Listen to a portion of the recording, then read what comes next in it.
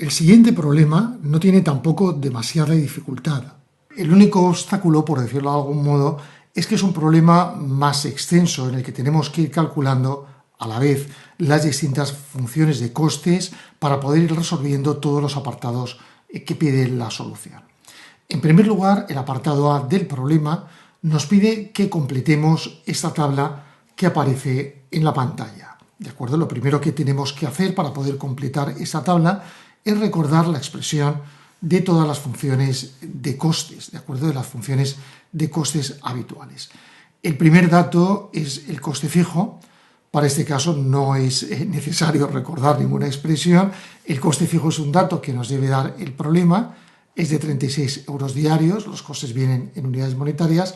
Luego lo único que hacemos es completar la tabla con ese dato que nos da el enunciado del problema, que es de 36 euros, sea cual sea el nivel de producción de la empresa. Sabemos que los costes fijos no dependen del nivel de producción. El coste total también es fácil de calcular porque el coste total sabemos por el tema de costes que siempre es igual a la suma de costes fijos más costes variables. Luego en este caso iríamos completando el coste total para un nivel de producción de 0. El coste total serían simplemente los costes fijos.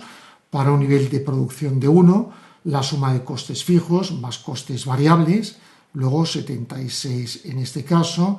Para una producción de 2, 96, y así sucesivamente iríamos completando todas las filas de esta tabla. Bueno, pues iríamos sumando costes variables y costes fijos, iríamos teniendo el coste total, ¿de acuerdo? 236, y finalmente tendríamos que para x igual a 6 el coste sería total de 396. Vale, ya tenemos los totales. Ahora iríamos por el coste medio variable. Coste medio variable también su expresión es relativamente sencilla. Coste medio variable es simplemente el cociente entre el coste variable y la cantidad producida. Por lo tanto, tendríamos que dividir el coste variable entre la cantidad. Para la producción de 0 unidades no estaría definido porque dividiríamos entre 0. Para una producción de 1 unidad, ese coste medio variable sería exactamente el coste variable, 40 partido entre 1. Para la producción de 2 unidades tendríamos 30, es decir, 60 partido entre 2, y así sucesivamente iríamos completando el coste medio variable para cada nivel de producción. Coste medio total, sabemos igualmente que es el cociente entre coste total y cantidad producida. Ese coste medio total, o para hacer unidades, veríamos que no estará definido. Ya para una unidad sería el coste total dividido por una unidad, luego el coste total, 76. Para 2 unidades, 96 dividido entre 2, luego tendríamos 48, y así sucesivamente iríamos calculando el coste medio total dividiendo el coste total entre x para las sucesivas unidades. Finalmente, sabemos también que el coste marginal siempre lo podemos calcular como la diferencia entre el coste variable correspondiente a una producción y la producción anterior, es decir, la variación en el coste variable partido por la variación en las unidades producidas, es decir, el coste marginal sería la variación en el coste variable ante el aumento en la producción de una unidad. Bueno, pues ese coste marginal, cuando la producción es 0, tampoco está definido, está claro. Cuando la producción es 1, sería exactamente igual al coste variable, porque es el aumento en el coste variable, y posteriormente lo iríamos calculando como el aumento en el coste variable partido por el número, por el aumento en una unidad de la producción. Por lo tanto, tendríamos que para x igual a 2, el coste marginal sería igual a 20, para x igual a 3, de 36, para x igual a 4, de 44, para x igual a 5 de 60, que es la diferencia entre 200 y 140, y para x igual a 6, 160, y por lo tanto ese sería el coste marginal. Con esto ya tendríamos completada la tabla y por tanto también ya habríamos realizado el apartado A del ejercicio. Los siguientes tres apartados de la hoja de ejercicios, el B, el C y el D, son relativamente sencillos de resolver. Lo que nos pide en el apartado B, en primer lugar, es el precio correspondiente al punto de cierre o mínimo de explotación.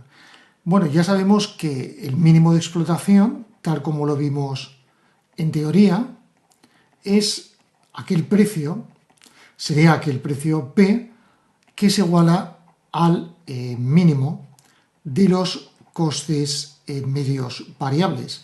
¿Por qué es este precio? Porque sabemos que para precios inferiores al mínimo de los costes medios variables, la empresa va a dejar de producir, porque para ese precio ni siquiera cubre los costes variables. Por lo tanto, le interesa dejar de producir y perder solamente los costes fijos.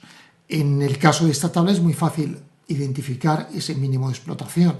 Vamos a la columna en la que tenemos los datos del coste medio variable y el mínimo del coste medio variable es 30. Por lo tanto, el mínimo de explotación sería 30.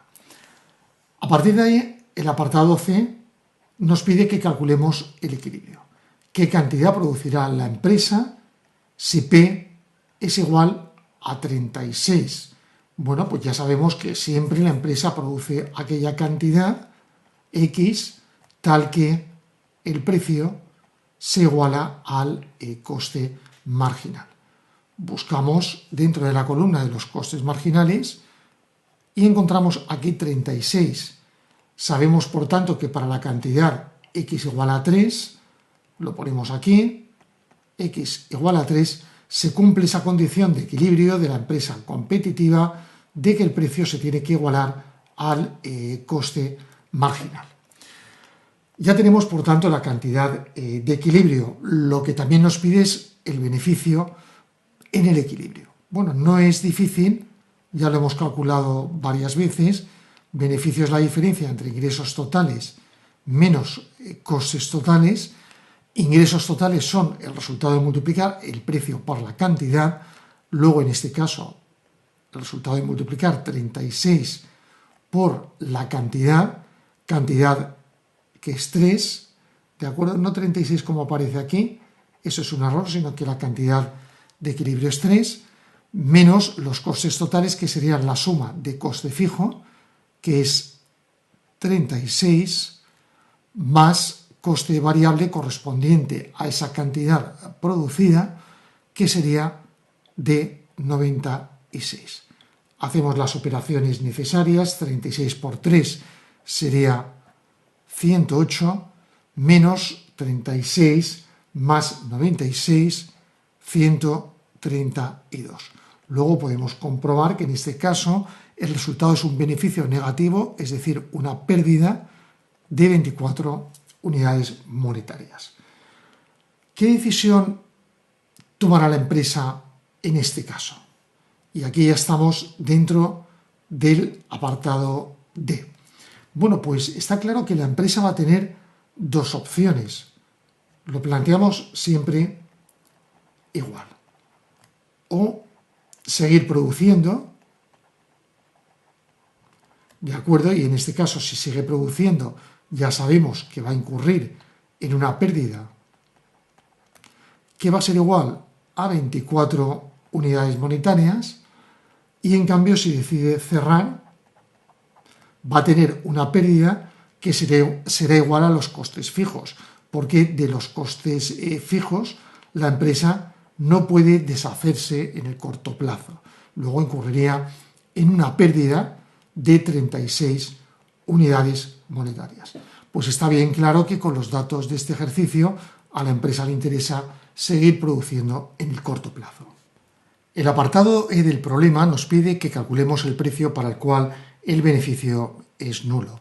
Esto no es difícil. Sabemos que para que el beneficio de la empresa sea igual a 0, estamos hablando siempre de beneficio extraordinario, el precio tiene que ser igual al coste medio total.